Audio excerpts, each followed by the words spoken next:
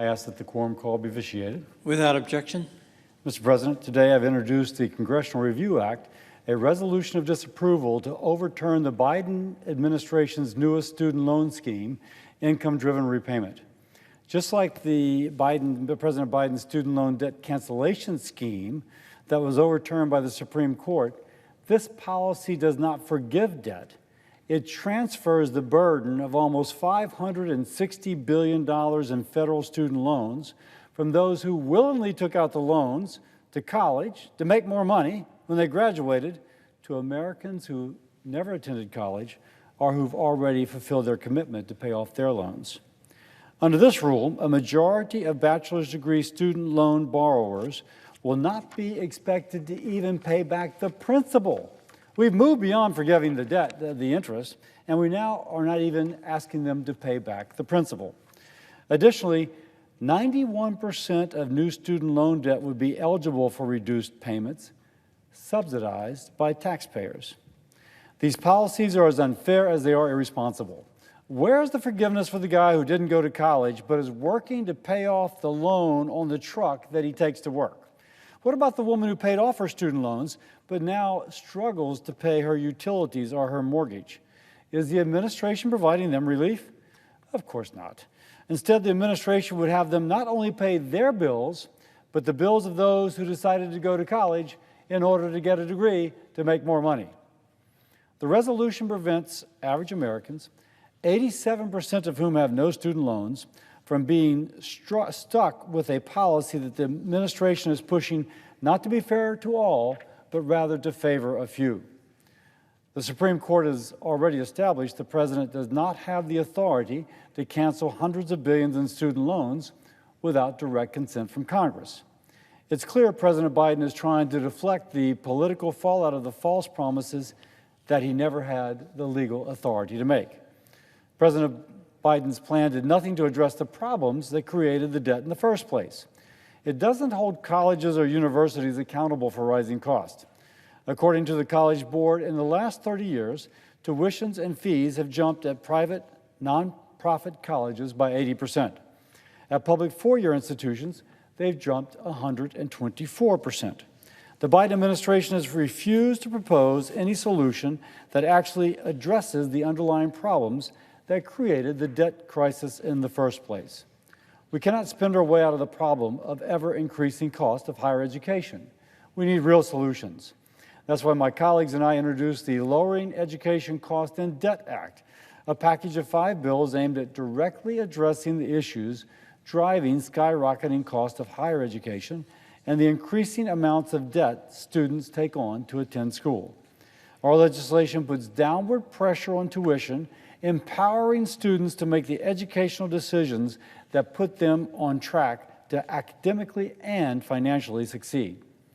It also simplifies the student loan borrowing and repayment process so students don't take out more loans than they need and can navigate the student loan process without confusion. Unlike President Biden's student loan scheme, these are common sense solutions that actually address root causes of student loan crisis. In fact, some of the bills included in the package already have strong bipartisan support. President Biden's student loan scheme is not a fix. It's merely a Band-Aid forcing taxpayers to shoulder the responsibility of paying off someone else's debt. We need strong leadership. President Biden's failure to address rising tuition costs won't hurt the rich, only the middle and lower-income Americans who will continue to be punished, forced to take out more and more loans just to get an education. I'll close by urging all my colleagues to support my Congressional Review Act resolution to prevent President Biden's reckless student loan scheme and to work together on real solutions to tackle the rising cost and debt of students. If we don't act, students will continue to drown in debt without a path for success. Mr. President, I ask that my next statement be entered into the record as if a separate statement. Without objection.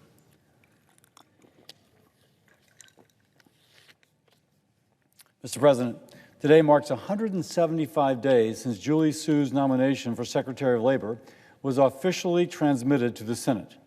This is the longest a cabinet-level nominee has waited for a floor vote when the same party controls the White House and the Senate. Under the Federal Vacancies Reform Act, an individual can only perform the role of a cabinet-level position without Senate confirmation for 210 days. The law was created to prevent the president from appointing unelected bureaucrats to roles that require the advice and consent of the Senate. Now, the White House has acknowledged that Ms. Sue is unable to reach 51 votes, the 51 votes needed for confirmation. Instead of allowing the Senate to do its constitutional duty and reject the nomination, the Biden administration is attempting to circumvent Congress and the Constitution to invoke Department of Labor's Succession Act, which they claim allows them to have Ms. Sue serve as acting Secretary of Labor indefinitely, even though lacking the votes for confirmation. This is unacceptable. Not only is this use of the Department of Labor's succession statute a violation of the advice and consent provision of the Constitution, which should offend both Democrats and Republicans as the executive's attempts to usurp the role of the legislature, but it will open up any action taken under her leadership to legal challenges. In fact, major business groups have indicated they are prepared to bring legal action against Department of Labor if a rule on independent contractors is finalized while Ms. Sue remains acting secretary. That is why I'm introducing legislation that will prevent Ms. Sue from serving as acting Secretary of Labor beyond 210 days. This bill aligns the Department of Labor succession clause with the Vacancies Act to prevent further abuses of the Constitution, ensuring the Senate's role to provide advice and consent is preserved. It's not surprising that Ms. Sue's nomination has received such widespread bipartisan opposition. A qualified Secretary of Labor needs to be able to do three things: act impartially, effectively manage a large organization, and successfully handle labor negotiations. Unfortunately, we've not seen much evidence of Ms. Sue's ability to do any of these three. Ms. Sue has a decades-long record of partisan activism and promoting policies that undermine workers to the benefit of politically connected labor unions. As Secretary for the California Labor and Workforce Development Agency, Ms. Sue was the chief enforcer of AB 5, a controversial law dismantling the gig economy that is used by companies such as Uber, DoorDash, and Lyft, removing the flexibility of individuals to work as independent contractors.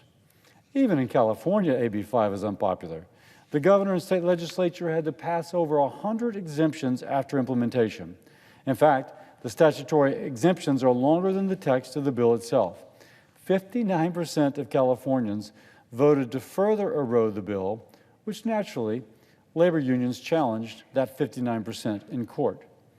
As acting and deputy Secretary of Labor, Ms. Sue would oversee the Biden administration's new regulation, stripping 21 million individuals of their ability to be independent contractors and enjoying the inherent flexibility. As I've said before, a law rejected in California is not a policy to spread across the nation. There's also serious concerns about Ms. Sue's ability to manage an agency. The only large agency she's run, the California Labor and Workforce Development Agency, lost at least $31 billion with a B, $31 billion to unemployment fraud under her watch. Despite repeated warnings, she chose to waive crucial verification safeguards recommended by the U.S. Department of Labor. This was confirmed by the California Office of the Inspector General. Lastly, there are 150 labor contracts expiring this year. When labor disputes are not handled properly, there can be massive supply chain implications, economic impacts, worsening the inflation that is already too bad. President Biden has sidelined Ms. Sue in the United Auto Workers labor dispute, suggesting even he recognizes she is not up to the task. Instead, he has asked Gene Sperling, an advisor that the president apparently feels is better equipped to handle such an important issue.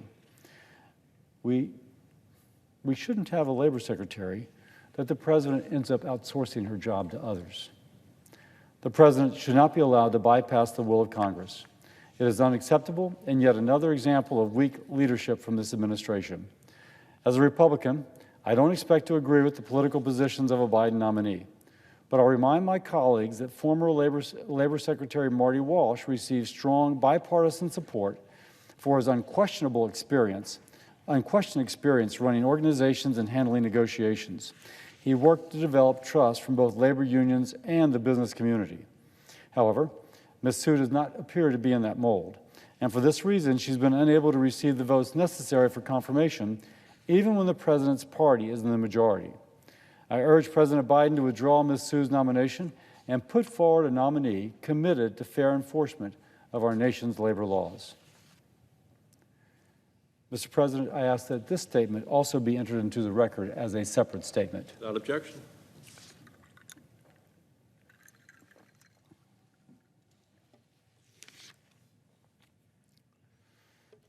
Mr. President, last week, President Biden announced the first 10 medications that would be subject to Medicare price negotiations.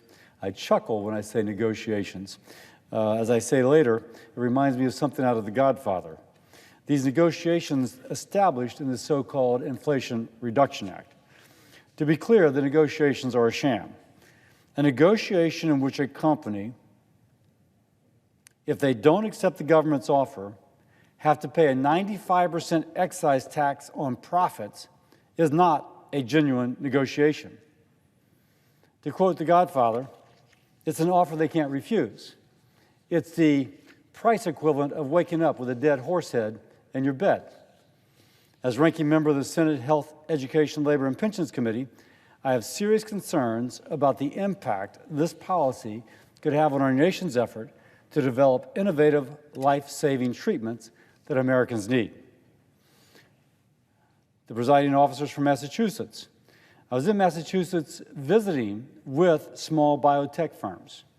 And they say, yes, there is a biotech exemption, but there's no way for them to go from being a small biotech to being a large biotech under the IRA. That when they enter this period and they will be subject to these negotiations where you get 95% of your profit taken if you don't agree to the, quote, negotiation, they will not have the working capital to invest in another product. When this happens, they'll be taken over by some big company, losing that innovation, losing that spark that has made Massachusetts such a hotbed for innovation, but generating products which have benefited patients all over the world. And so it begs the question, when government wields a heavy hand, threatening to take 95% of profits unless you agree to their, quote, negotiation, what is the cost to the development of a future cure for cancer, dementia, some other neurologic disease which currently is devastating and incurable, and any other terrible condition that a patient would have? As a physician who happens to be a senator, I regularly come across folks who wish to share with me their medical history. Not as kind of, oh, let me tell you about myself, but as a plea for help for themselves and for all those whom they represent. And they know they represent others. And the innovation in the U.S. biotech and the U.S. pharmaceutical industry is their lifeline. And they know it may not help them, but they want to help someone else. And there's a community of those who have this illness. And when you say, well, my gosh, working capital, boom, will be taken away because the negotiation is a 95% excise tax. The negative effect of this will force some companies to cut programs researching small molecule drugs, shift funding away from diseases with small populations, and do other things that would help those who right now do not have help. Because of the IRA, the investments we make in basic science will ultimately result in less value for patients if those discoveries don't translate into new products for that young person with a rare disease. Research decisions should be driven by evidence and what is best for patients, not top-down price controls. What's really unfortunate, Mr. President, is that the dynamic small and medium-sized companies will bear the brunt of these misguided Democrat with a large D policy. I'll say one more thing. That small company trying to become a middle-sized company and then not being able to capitalize will be bought by Big Pharma. Big Pharma gets bigger, but the innovation of the Big Pharma does not match that of the more agile small and medium. And there's something being lost here.